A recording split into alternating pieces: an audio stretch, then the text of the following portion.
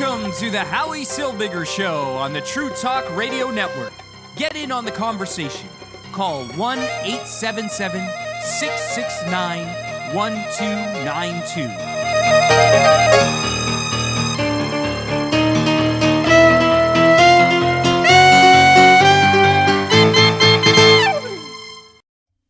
And I'm Howie Silbiger. This is the Howie Silbiger Show right here on the True Talk Radio Network. Thank you so much for joining me. I do appreciate you being here. You could call in. Numbers to call, 1-877-669-1292. That's 1-877-669-1292.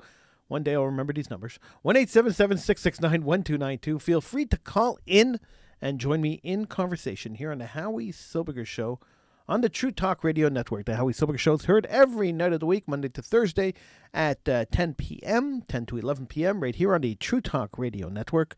TrueTalkRadio.com is the official site of the Howie Silbiger Show, where you can hear the Howie Silbiger Show and a whole lot more. In fact, TrueTalkRadio.com has a full list of shows that play on TrueTalkRadio.com. A lot of interesting stuff.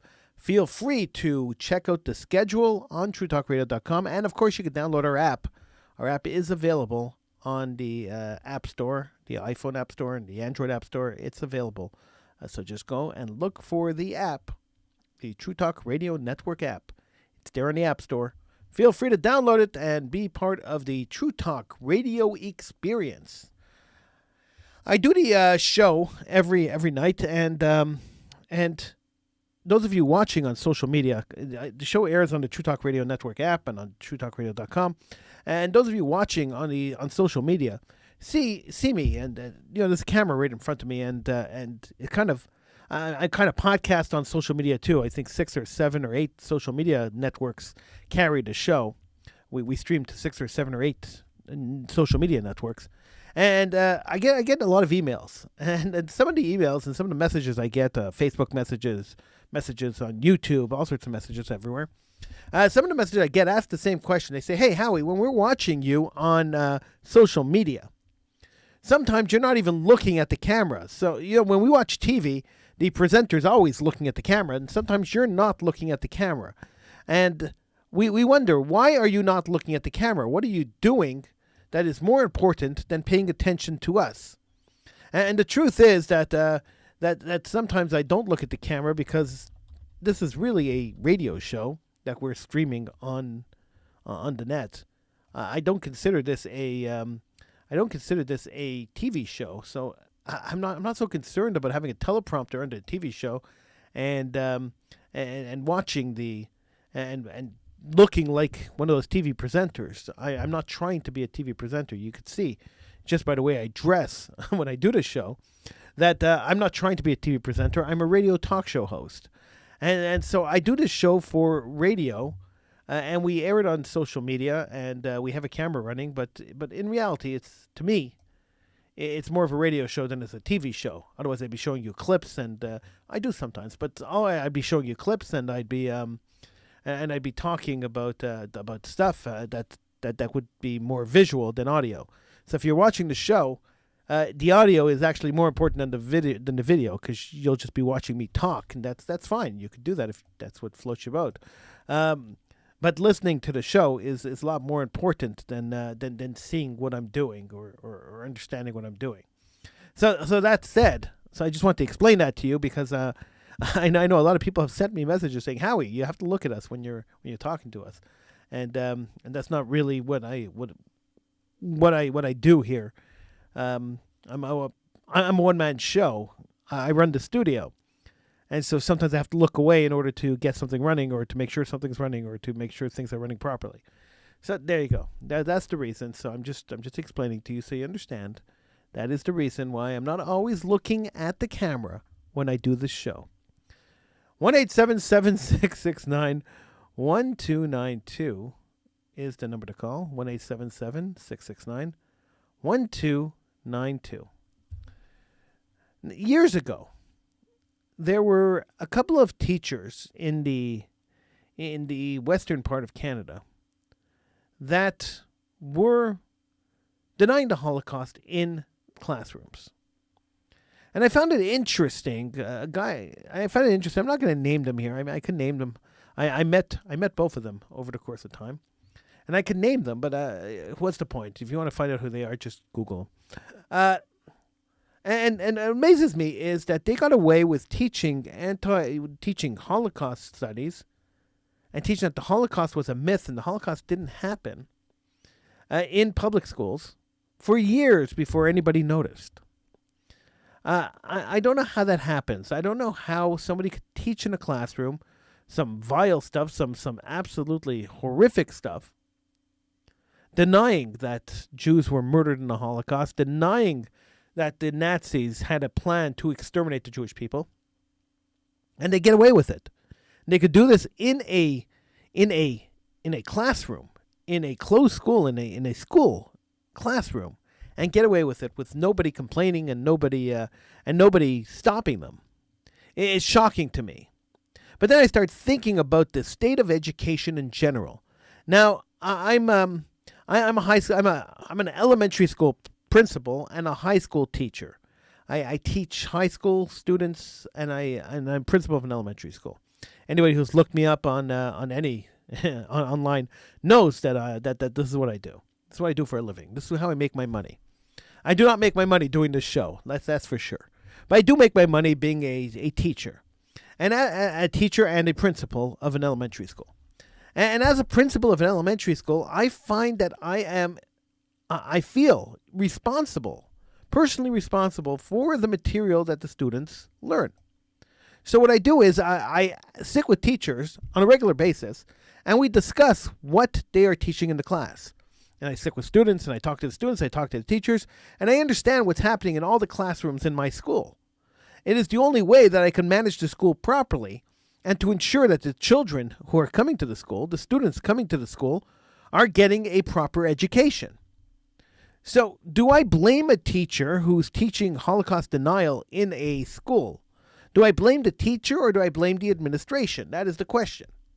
Now, for years, I believed that you should blame the teacher. The teacher got there, the teacher was a Jew hater, teacher got into the school, and we have to blame the teacher for everything he did, for everything he taught. And the kids, the poor kids, for years I believed that. But as I got into administration of schools and as I understood how the school system works, it is more the administrator's fault than it is the teacher's fault. So guys who were caught, these two guys who were caught teaching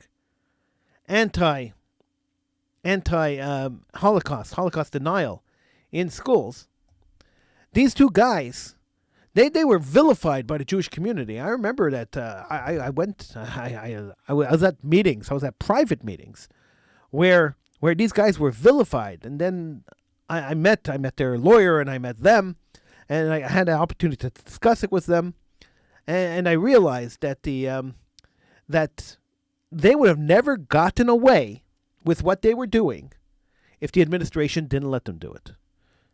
So David just posted up on Facebook that you could blame both. Teachers don't always have to follow the administration, but the administration has to be counted as well. I agree. So the teacher has to be able to teach this, and the administration has to be able to allow the teacher to teach this. And in either case, they're both wrong. So my question is, and has been for multiple years now, why were these two men vilified when the administration got away scot-free? Now this question came up in my mind again. I normally don't think about these two guys. Once they were tried, one of them was acquitted, one of them was convicted. Once they were tried and done with, I just kind of forgot about it. Until I saw this article in the Canadian Jewish News. Yes, that publication still somehow exists. I don't know how. It still exists. There's an online site called the Canadian Jewish News. It's run by the people who used to run the newspaper that went bankrupt twice. And they ran an article, or at least they did a podcast, called "What Happened When Jewish Summer Campers Faced Holocaust Deniers." One of the Holocaust deniers on the basketball court. A new graphic novel tells the tale. So somebody actually put together a graphic novel about kids who met a Holocaust denier. I'm not publicizing this. They don't pay me to publicize this, and I'm really not interested in publicizing it. But I just find it an interesting concept that somebody put together a cartoon book to discuss the Jewish students' reaction to meeting a Holocaust denier. It's interesting. My reaction, by the way, when I met these two gentlemen who were denying the Holocaust and teaching children that the Holocaust never happened. When I met these two guys and I got to sit down and have a face-to-face with them, the first one I spoke to, which was the second guy who was caught. So there was one guy caught, and a couple of years later there was another guy caught. So I spoke to the second guy caught first, and when I sat down to talk to him, I just looked at him. I said, "What were you thinking?" And he said to me, "What do you mean?" And I said, I just don't understand why you would have done this. So I can understand, and I could even accept to a certain extent that you do not believe the Holocaust happened. Fine. I could accept to a certain extent that there are some people who are deluded enough to believe that an actual event didn't actually happen. It's not beyond my realm of it's not beyond my realm of believability that there could be people out there who deny reality. Just look at the world today. We have thousands, if not millions, of people who are denying reality today. So back then, I was able to accept back then that there was always a segment of population that's going to deny reality, always a segment of population who's going to say everything's a conspiracy theory, always a segment of population who's going to say that people are fakes and people are actors and this never really happened. I could accept that, and I could accept the fact that there are crazies out there that will believe stuff like this. This doesn't bother me at all. I said to him, but what were you thinking about teaching children that? You know, children at a certain age take their teachers very seriously. Now, there's a lot of children who don't like school and a lot of children who don't take school very seriously. But at a certain age, at a certain impressionable age, children take whatever the teacher says extremely seriously. And it is a colossal responsibility for any teacher that gets in front of a classroom full of children to give them the truth, or at least a version of the truth. There's no real truth. We know this. Anyone who's listened to the show for a long time knows that there's your side, my side, and then what really happened. And if you have to take your side, I have to take my side to try to figure out what really happened. But a teacher has to try to be as objective as possible to give the student the truth, or at least a variation of the truth. And when the teacher fails to do that, then we have a generation of students that grow up with a misconception about what reality is. And if you look around the world, you can see the results of that. Look across North America, look across Europe, you see the results of that. And of course, this continues throughout higher education. Now, I told you a long time ago, we spoke about higher education and why higher education is like this. It is like this because it was planned to be like this. There was a professor named Yuri Bezmenov. Now, if you've never heard of Yuri Bezmenov, he was a professor who died in 1993. He was 53 years old when he died. He died in Windsor, Ontario. He was a former KGB agent, and he was a journalist for the Soviet Novosti press agency. And he ran away from Russia and defected to Canada, and then started revealing the Russian plan to take over Canada and to take over North America. The Russians had a set plan, and part of that plan was to take over the universities and change the way universities taught students. So if you rip out society from the inside, is basically what it was claiming. If you rip out society from the inside and you destroy it through its educational system, then society, a Western way of life, capitalism, has no way of surviving. I encourage you, if you have the time, I really encourage you to look him up on YouTube, Yuri Bezmenov. Look him up on YouTube and watch his video, The 4 Stages of Destabilizing the West. It is a fascinating watch. Whether you believe it or not, it's a fascinating watch, and you could see the results of what he said. You could see the results of what he said in what's happening today.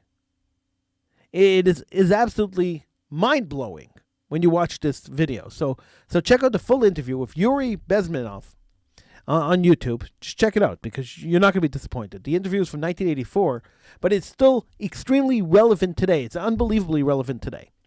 And if you want to understand what's happening around the world, you want to understand what this whole woke society is about, you want to understand why suddenly it's a thing for transgender people and cross-dressers to be reading to children, and you want to understand why there was no morals in society today, check out that interview. David writes, university professors wield plenty of power and have tremendous influence on students. Universities do not vet what professors say in class unless it's racist or anti-gay. Anti-Semitism does not count in universities. And you are 100% right. And I tell the story often about my experience in university just a couple of years ago, where a university professor, a lecturer at university, told us it was a safe room where we couldn't talk about gender and we couldn't talk about gender, we couldn't talk about religion, we couldn't talk about anything, but then wanted to talk about feminist literature. So there was no gender, but there's feminist literature. So yeah, you're 100% right. Universities are a big problem, and universities are a problem by design.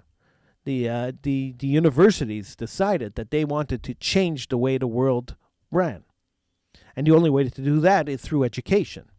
You start in the high schools, then you work your way up to the universities, and by the time these children, the university students, the leaders of tomorrow, graduate, they're already indoctrinated with this crazy ideology that they have to destroy Western society. I had a couple of friends who went to university and then came out as radical left-wingers. I went to university. They tried to indoctrinate me. It was interesting because I'm pretty strong-willed, and I don't get indoctrinated very easily. And so I went to when I was in university, one of the socialist groups asked me to join their group, and as a lark, I joined their group because it was just fun. And I went to their meetings and I listened to them crying and bemoaning capitalism and the Western way of life, saying that, it's not fair, there's poverty, and if the 1% just shared their wealth with the 99%, then maybe, just maybe we could all live in some kind of utopian world where we all share the wealth and the workers make what the bosses make and the bosses make what the workers make and everybody is happy. And after 3 or 4 meetings of this, I looked at him, I said to him, do you not remember Bolshevik Russia? I mean, the USSR didn't disintegrate that many years ago. Now, maybe you don't remember them, I said to them, because this was quite a few years after the disintegration of the USSR. I said, maybe you don't remember the USSR, but the model did not work. It didn't work for 2 reasons. Number one, people feel that they have a value, and if they're doing a job, that job has a intricate value. And so when you tell people that they're going to work hard, work from 8 o'clock in the morning till 8 o'clock at night, and that the salary that they're going to get for working from 8 o'clock in the morning to 8 o'clock at night is the same salary that somebody else is getting for doing a job that runs from 4 o'clock to 6 o'clock in the evening, because everybody's equal, so everybody gets the same amount of money, then you are not going to have very much productivity out of your employees. And that's basically what happened in the USSR. Employees were not productive. All companies were owned by the government, and everybody made the same salary regardless of what job you were making. Nobody was innovative. Nobody was using their brains to do anything. It was all just rote, and it was all just waste. And people showed up to work every single day because they had to show up to work every single day. If they wanted to get their portion of the loot, they had to show up every single day. And on top of all that, the rich got richer because this is the system. You have to send, all the money goes to a certain group of people, and that certain group of people control all the money. And if they control all the money, then they choose how much of that money, what percentage of that money gets redistributed to the masses. And so, if they choose 10% and 90% goes into their pocket, who's going to know the difference? So people in Russia were starving. because the top, the management, the top heavy people were taking all the money, and everybody else was starving. So that's the utopia that you want? I'm sorry, I don't want to live like that. Now, if I was in this group today, I would point to Venezuela. I mean, it's just a simple thing. Venezuela was a beautiful country who was a huge GDP leader in the Americas, and is now a hellhole that nobody wants to live in. That the people living there are starving and dying because communism took over. So communism, we know, doesn't work. Canada is a socialist country. It's communism light. We take the best parts of communism and the best parts of capitalism and we merge them together and see what we could get. It doesn't really work either. As you could see, because we have a parliamentary system and a socialist system, and you take a look at what's happening today in Canada, you could see the formation right now of a dictatorship. It's starting to happen. So we just have to look at a couple of incidents to understand what kind of dictatorship Canada is becoming. And our dictator, Justin Trudeau, is becoming more and more powerful and more omnipresent, and we just have to understand where that's going. And I know I have friends who are members of parliament, and I have friends who watch the show and listen to the show who disagree vehemently with what I'm saying, and that's fine. But this is my political analysis, analysm, and I'm entitled to my opinion. So if you don't like it, that's fine. I have no problems with that. You don't like it, you could call in and you could talk to me 1-877-669-1292, or you could just click me off. That's fine too. Either way, I don't care.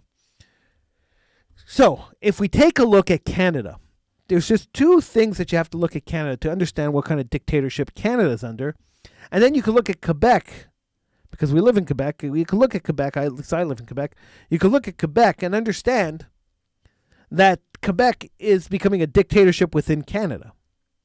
So the first thing you can look at in Canada, the first signs that Canada is becoming a dictatorship, is the way that Justin Trudeau dealt with the truckers in Ottawa. So a group of truckers decided that they were going to protest COVID regulations that directly affected them and their trucks and their way to get into Canada. Their livelihood. And the government was interfering with their livelihood. And so they decided to protest it. So how do truckers protest something? They take their trucks, they block off roads. It is the best way to protest something for truckers. They have a lot of power with those trucks. I remember years ago, I got stuck in a huge traffic jam because a bunch of truckers they were protesting something and they were driving very slowly down the highway and you couldn't get around them. They took up 2 lanes, 3 lanes, 3 trucks driving at 10 kilometers an hour down the highway. You couldn't get around them, so you're stuck behind them. So that kind of protest really grabs people's attention immediately because it's inconvenient. And people don't like to be inconvenienced, so they get upset and they get angry. So these truckers decide to park up Ottawa, to block all the streets off in Ottawa. All right, we live in a free country, a free democratic country. At least we thought we did. And so the truckers thought that they had a democratic right, which they should have had in Canada, to protest the government, to say, hey, we don't agree with you. And so this was a little bit of civil unrest, and they went and they protested. So the government didn't even try to negotiate with them. They warned them. They warned them a second time, and then they sent the army in. They put in the War Measures Act. It's called the Emergencies Act now. It's actually the War Measures Act, just renamed. They put in the War Measures Act and sent the army in to go and dismantle the truckers' protest. They arrested the truckers. They confiscated their vehicles. They froze their bank accounts. And they took their dogs away and had them euthanized. They took their children and gave them to Child Protective Services. And they threw the truckers into jail. Now, if that doesn't sound like a dictatorship to you, then you don't know what a dictatorship is. You've never heard of a dictatorship. You've never read up on dictatorship. You've never learned about dictatorships. Somebody opposed the government. They stood and they opposed the government. And then the government came and arrested them, put them into the gulag. took their livelihoods away, took their lives away, killed their animals. This is the free and democratic country that we live in? This is acceptable behavior from our government? And you look at the propaganda that's put out by the MPs that are lapdogs to Trudeau, and you wonder, what is going on? MP Anthony Housefather, who's an MP in Montreal, he used a picture, one solitary picture, of a truck with a Nazi flag hanging out the window. One solitary picture of one truck with a Nazi flag hanging out the window. And he painted all the truckers as Nazis. And he demanded that we should accept the fact that the government has to remove Nazis from our midst. Now, I could tell you, and I could tell you this 190%, that if you get a group of people together, 500, 600, 1,000 people together, you will find people of varying, no, it doesn't matter what the issue is, you will find people of varying opinions in that group. You'll find people on the extremes of both sides. You'll find people in the center. And it's quite possible that you'll find radicals, crazy radicals, that are willing to do crazy things or willing to fly crazy flags. That is quite possible. And it's quite probable, actually. It's not even possible. It's probable that in any group of people, of multiple thousands of people, you're going to find that. So to single out one truck or one person in a crowd and say that person is representative of the entire group of people that are there is not only disingenuine, but it's morally wrong. And I'll tell you why it's morally wrong. Because if we did that in any other situation, a black guy goes into a store and robs a store, so all black people are now thieves. A Jewish guy walks into a bank and the banker makes a mistake and gives the Jewish guy extra money, and he doesn't return the money, then all Jews are bank frauders. If we start doing that, if we start taking the example of our government and painting an entire group of people based on the actions of one person, then we become racists. We become haters. Now, if we're supposed to use our government as the moral compass for the country, then the Trudeau government really has failed us. Now, they got reelected. I know after that they got reelected, which is scary to me. That they got reelected, all their MPs got reelected. It's awfully scary to me that we accepted this totalitarianism in Canada. And we've accepted the fact that we, the people of Canada, now have no say in how our government acts. If we want to protest the government has already set the precedent that they could come and crush us for protesting them. Accept our opinion, accept our viewpoint, or we will crush you, is what the government said. And they proved it by crushing the truckers. So now any other protest, mass protest that gets up to protest the government will be crushed. We've lost our right to protest in Canada. Scary? Fairly scary. Even scarier. The media has backed the Prime Minister and his party the whole way through. Now, there's a reason that the media has done this. It didn't come out of nowhere, the media doing this. There is a reason that the media has backed the Prime Minister and his party for the entire time. About 10 years ago, the media, the mass media, this is the big companies, complained that newspaper sales were down and advertising sales were down, and that if the government didn't bail them out, this was during all the big bailouts, if the government didn't bail them out, they would have to close up, and there would be no media in Canada. All media would close up. Since the Canadian government has decided that since they regulate media, and they decided in the ultimate wisdom that two companies could own all media companies in our country, and that's essentially what it is today. since two companies own every single media outlet in the country, they had no choice but to bail out the media. So for every year, for a decade now, every year, they spend about $1 billion giving subsidies to media companies. So, if media companies are being paid off by the government, billions of dollars over the course of years, media companies are being paid off by the government, how apt do you think the media companies are going to be to criticize, to be critical of government?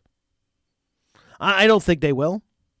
Why would they jeopardize the money that they're getting? The government is buying their coverage. So if the government's buying their coverage, why would they change the way they think? Why would they do anything like that? They'd have to be crazy. And they're still crying, and they're still begging the government for more money and more money and more money. And the government's still dishing it out, and the government's dishing out our tax-paying dollars to the media companies because they know that scandal after scandal, after scandal after scandal after scandal, and condemnation after condemnation, and ethics violation after ethics violation, Trudeau will survive all these because the media will not make a big deal about them. There have been so many scandals and so many ethics violations in the Trudeau government that this man should have been thrown out of power years ago.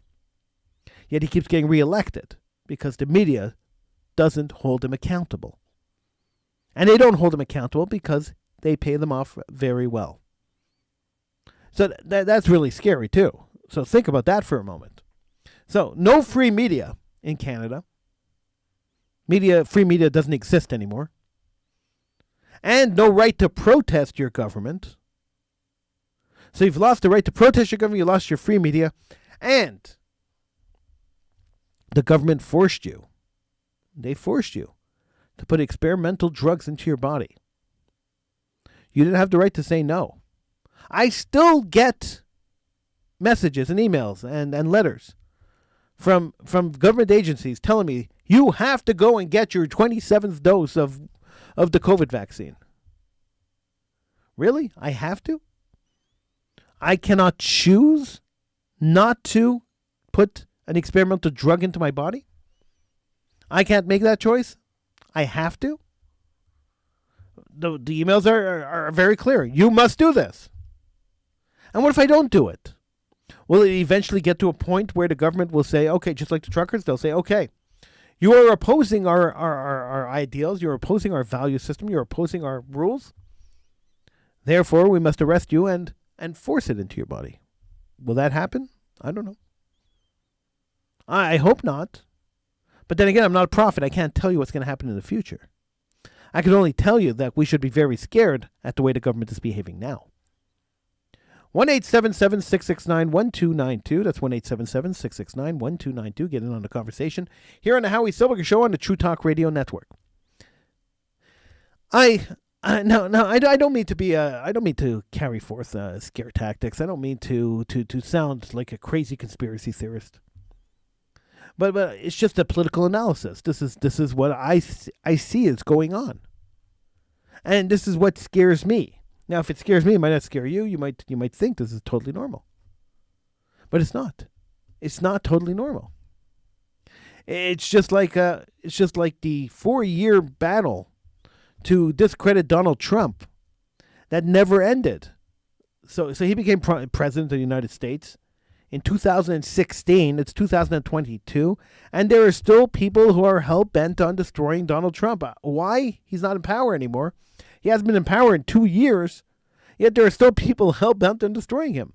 I don't get it. I don't get the obsession. Why do we have to crush people? There was a time in our lives, I mean, those of us who have a certain age, there were times in our lives, not that long ago, where you can have a political disagreement with somebody and not have to destroy them. You ever look up, talk show hosts like Ben Shapiro on YouTube, and you see Ben Shapiro destroys liberals, or Ben Shapiro destroys this, or Ben Shapiro destroys that. Why does he have to destroy? Why can't he have a conversation?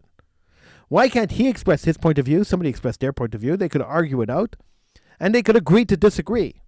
See, I haven't heard that term in a long, long time. We'll have to agree to disagree. There used to be a term that was used all the time. Now it's not a term used at all.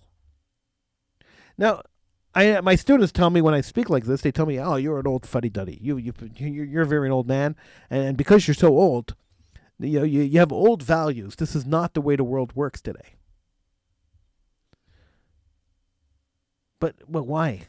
Why has the world descended to a point where we can't have normal conversation? That a talk show host could get onto a talk show and could express an opinion that part of the population disagrees with, and they get canceled, thrown off the air for expressing that opinion. It's crazy. Last night I told you about these internships that I was on, and I told you about this problem I had with the internships, where they threw me off for an article I had written 30 years ago. It's crazy. It's absolutely insane. But this is where we're at today. And I don't understand why we're there. I don't understand why this happens, but this is where we're at today. 1-877-669-1292 is the number to call. 1-877-669-1292. Get in on the conversation here on the Howie Silbiger Show, right here on the True Talk Radio Network. You could feel free to call in anytime during the show. Don't be afraid to interrupt me as I'm speaking. I don't mind being interrupted. In fact, I kind of enjoy talking to you. So feel free to call in. 1-877-669-1292. I saw the phone was ringing a second ago, and I'm assuming that the phone lines work. So yeah, give me a call. 1-877-669-1292. If you just called and we didn't answer, give it a shot again. We'll see if the phone lines work. Sometimes there's a problem with the phones that I don't know about until somebody calls in. But in general, I'm hoping the phones work, and there you go. I told you about last night. I told you about the internships I was thrown out of because of an article I wrote years ago. The article that I had written was a okay. I'm gonna have to take a little break. I'll be right back. This is the Howie Silbiger Show, right here on the True Talk Radio Network.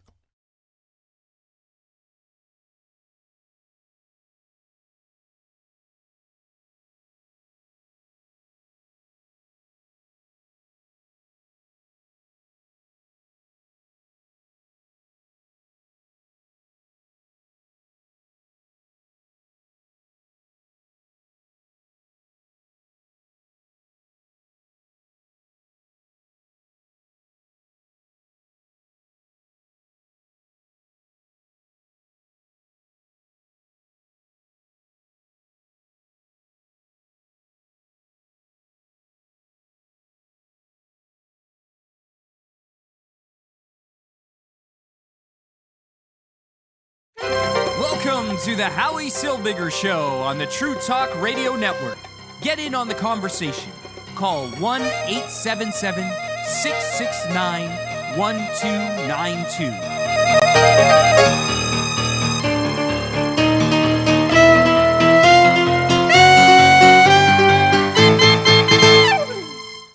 All right, sometimes the frog gets into your throat, and that's basically what happens. But I think I'm okay now. 1-877-669-1292. I think we're having a little problem with the phone system, but if you try calling again, I'll try to get you on the air. 1-877-669-1292. It should work now. There was a little issue. It should work now. Let's try it again. If you call in now, it should work. Hopefully. There it is. Okay. Let's go to the phones. 1-877-669-1292. And who am I talking to? Hey, it's David. How are you doing? Hey, good. How are you doing, Dave? I'm doing well, thanks. What's on your mind? So look, you were talking about free speech. Yeah. What's incredible about free speech is, and it's amazing, and I've seen it. Like you, I also have a podcast, and it's either the attitude's become it's either you're with me or you're against me. You're either on my side, and that's how it's phrased, or you're the enemy. It's a fascinating world we're in, where like family and friends cannot have a conversation. I think, and a lot of it has to do, I think, with this, the social media platforms has given everybody the right to express themselves without opposition. Yeah, it's social media has been the bane of existence for a while now. It's been really a terrible thing for society. But it goes further than that, Howie. I'll tell you. Take a look at YouTube. You talked before about the vaccine. We were banned on our show because we questioned. We didn't allege. We questioned something that Dr. Fauci had said, and YouTube shut us down for a week. This show here has 2 strikes on YouTube. They gave me 2 strikes because I spoke about masks on 2 different shows. Yeah, we did the same thing. We Yep. got, but it's not only that. It's we even questioned the Democratic Party. And we got a nasty note. We're not allowed to question the Democratic Party. Huh. But when I asked them about their stance on anti-Semitism and about the fact that they permit on Facebook to have Ayatollahs and terrorists to have Facebook pages and all this anti-Semitism can run rampant. Nope, that's okay. It doesn't. It's okay. It doesn't. It doesn't work against their standards. And this is where it empowers people. That's what I believe. I think they just got some empowerment from the Facebooks and formerly Twitter and YouTube and Google and the rest. And if you disconnect from social media, David, you can't really do media today anymore. So I disconnected for 3 years from Facebook. 3 years, because I was absolutely harassed, and I complained to Facebook about the harassment I was getting, because at the time I was questioning, the validity of the Palestinian cause, and I got ripped apart on Facebook. Right. I went on for 3 years, but you could feel the pain when you're not on social media. Yeah, and you feel like you're out of the loop too. So that's the part of it's part of the design of social media. I remember seeing an interview with the guy who founded Napster. I don't remember his name offhand, but the guy who founded Napster was also one of the founders of Facebook. And he gave an interview maybe 5 or 6 years ago, where he the name just escapes me at the moment. It'll come back to me, but I just don't remember the name at the moment. And he said that when they were designing Facebook, they were trying to figure out how to get people addicted to it. And that was put into the design. And they hired an addiction specialist to come in and tell them what they had to put into Facebook to create this addiction. And they found that 2 things on Facebook are the most addictive things, and this is what it is. The like button, so people competing for likes, and that little red flag that comes up when you have a message or a notification. So they said, somebody will come onto Facebook and they'll look and they won't find anything interesting. You'll scroll for a few minutes, you won't find anything interesting. You want to go, and their algorithm is actually programmed that if you want to go, if they see that you're just scrolling and not stopping and looking at anything, you'll get notifications. So sometimes you get like these useless notifications saying, "Don't forget that John is on Facebook. You might know him, so you might want to be friends with him," or some stupid notification like that. But when that red light comes on, it stops you from clicking off. It's a psychological thing. Yep. And I think that we've created a false sense of reality. First of all, how about the word friends on Facebook? Yeah. So I want to talk about the greatest misnomer. We've really ruined children, because we called everybody suddenly a friend. No, I disagree with it wholeheartedly, but, kudos to Facebook for using that word and now twisting it in such a way that our children have no understanding what a friend really is. It's true. It's true, and I don't know if there's a statistic for this. I have to look it up. I never looked it up, but is there a statistic for how many children committed suicide when they realized that their 3,000 friends on Facebook aren't really friends? It's even worse with social media, and I know we're diverting a little bit from the topic, but you and I are not that far off in age. No. And when we were kids, if we weren't invited to some sort of event or party or whatever, we didn't know about that until we got to school on Monday. That's true. Now, a child not only knows that they were not invited, but everybody else knows. And every child is afraid now, or almost every child is afraid of missing out on something.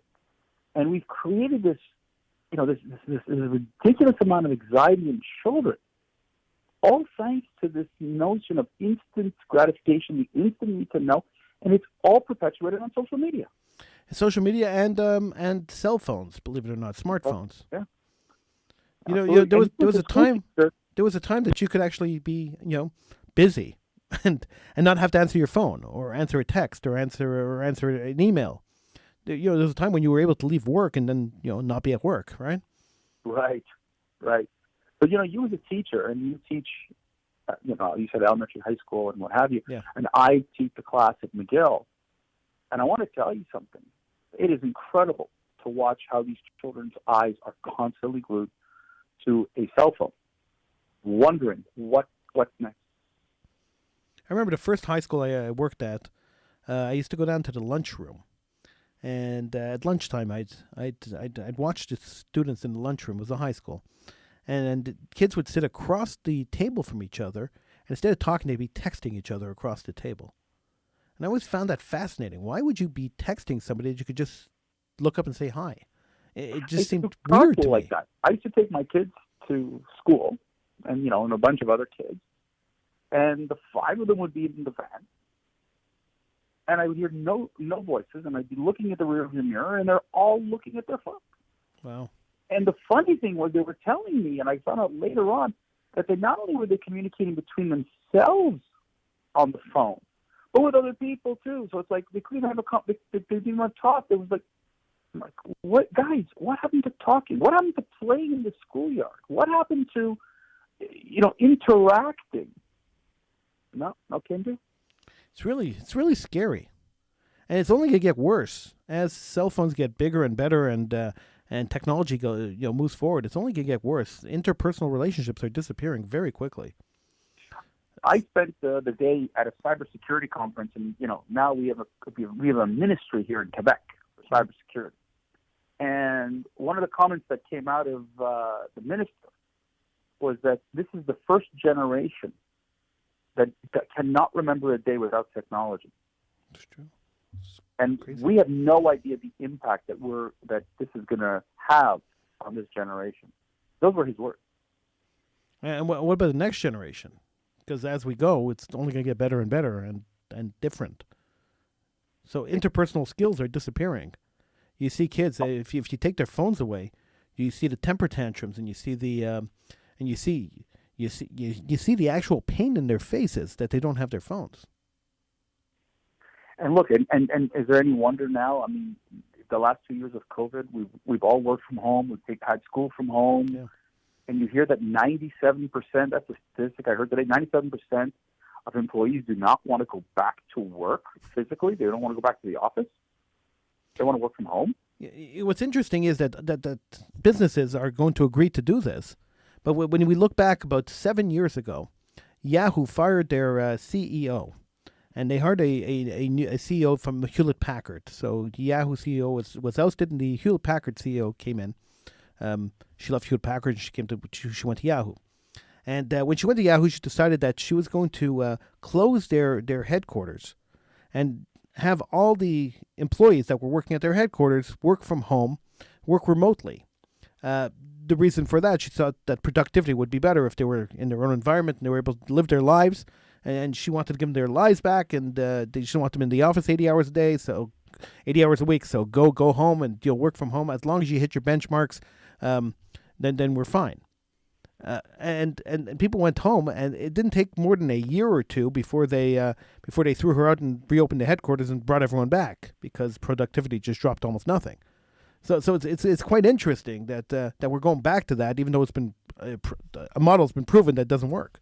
So. I don't know. But when you have a whole society now that got used to technology, this is what we were talking about, not only for social, but for work, productivity, you name it. We don't even remember what it's like to work in an office. We were joking today about, do you remember what it was like to go to the office and you met a bunch of people at the water cooler or at the coffee pot, and you struck up a conversation which was led to some sort of creative thought with some sort of idea and whatever? You can't do that when you're sitting at home. Yeah, it's true. You can't interact with people and socialize with people and get to, how do you trust the people that you're working with and befriend the people? I mean, I'm saying befriend, but I'm saying, you have a relationship with people. How do you do that staring at a screen? You can't. You definitely can't. And even Zoom, even if you're Zooming with them and you're chatting with them and you're talking to them, it's not the same as being in person. Going out for a cup of coffee or talking to water cooler is a lot different than having a 5-minute or an hour Zoom session where you're half paying attention to the screen and half watching TV, right? I think we've lost our minds, and I think that technology. And, you go back to the beginning of this conversation, what it's done is this technology has empowered us in some very strange ways and has screwed up our value system in some ways. And I think that we're going to have a very hard time going back. Well, I wouldn't say it screwed up our value system. I say it decimated our value systems. It destroyed morality in the world, for sure, was destroyed with the advent of the internet.